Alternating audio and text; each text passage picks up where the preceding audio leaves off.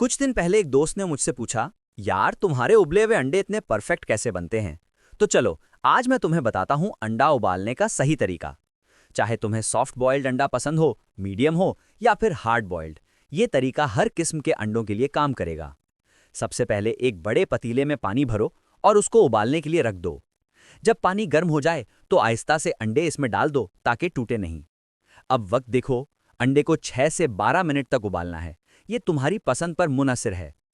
इसी दौरान एक प्याले में बर्फ और ठंडा पानी डालकर रख दो। जब अंडे उबल जाएं तो फौरन उन्हें इस बर्फ वाले पानी में डाल दो। ये इसलिए ताकि कुकिंग फौरन रुक जाए और अंडे आसानी से छिल जाएं। मैंने देखा है सबसे आसान तरीका यह है, अंडे को हर तरफ से हल्का सा तोड़ो और नलके के नीचे रखकर छिलका उतारो। अब देखो, 6 मिनट वाला अंडा अंदर से बिल्कुल नर्म लीकी सा, 7 मिनट वाला थोड़ा ज्यादा पक चुका मगर अब भी नर्म, 8 मिनट वाला मेरा फेवरेट अंदर से बिल्कुल क्रीमी, 10 मिनट वाला थोड़ा ज्यादा मजबूत मगर अब भी थोड़ा सा कर्स्टेडी, और 12 मिनट वाला बिल्कुल हार्ड बॉइल्ड मुकम्मल तैयार।